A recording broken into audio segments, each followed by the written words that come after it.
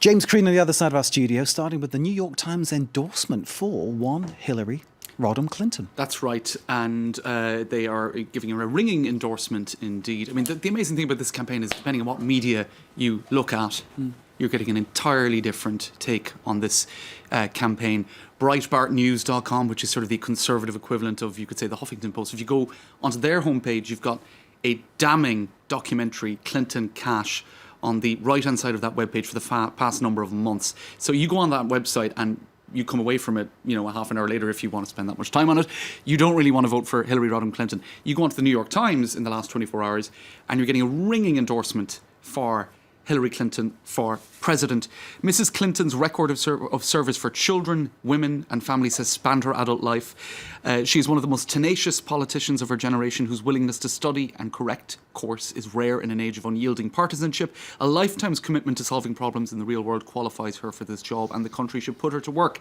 Now, Hillary today shared another article on the New York Times website, which focuses more on her adversary, and indeed they are providing a catalogue of reasons why Donald Trump should not be president. So the New York Times, paper of record, basically saying that Donald Trump is a man who dwells in bigotry, bluster and false promises. And they proceed then to fact-check, in many respects, his campaign and the claims of his campaign. A straight talker, and they look at all the reasons why he might not be considered a straight talker. Bigotry, bluster, false promises. Quite an accusation to make against a billionaire, isn't it? Right. Who can actually come back and be very litigious. But the whole thing about this is who you're going to believe. That seems to be the issue, doesn't it now? Who do you believe? And do you believe the media? A lot of Donald Trump voters don't. And they've sort of grouped the media together, as you can see in this particular tweet here by a Donald Trump supporter, as one entity that has lied so many times about Trump that voters don't trust nothing they say, and sharing their poll, actually a CNN poll,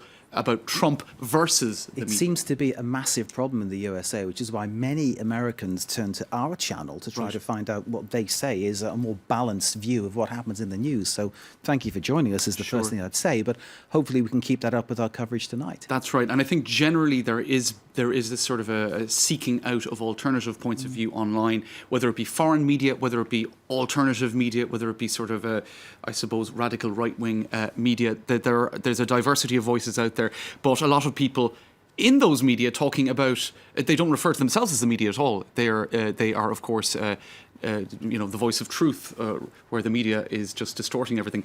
Dear readers, please stop calling us the media. I recognise no about 5 people in that group of journalists, and one there is our sports guy from France 24, right just there. Gosh, I didn't spot that.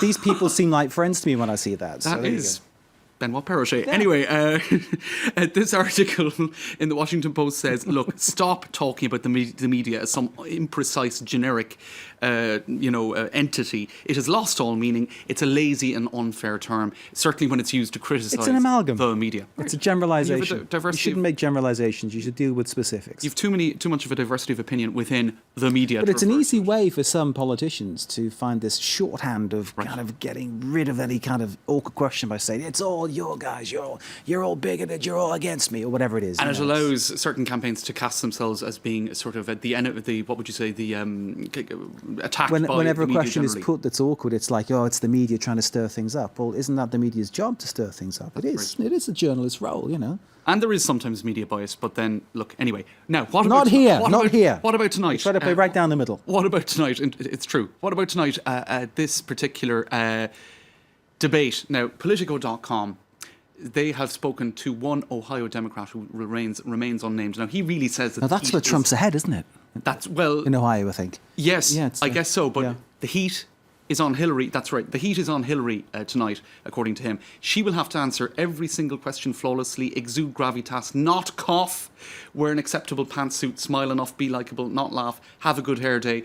Donald Trump will just have to show up. Now, of course, that is somebody, a pro-Hillary voice. Just have to show up and not cough. And not be Donald Trump. Well, yes, and she'll probably achieve that. In terms of the sort of things that he says that are outrageous. That's right. I mean. But the thing is, he can be outrageous because his whole campaign is built on an image of being anti-establishment. But if he's reined in, he can come across as a very different character, can't he? Well, I think Hillary, I suppose that the health issues are really, that's going to be massively scrutinised this evening.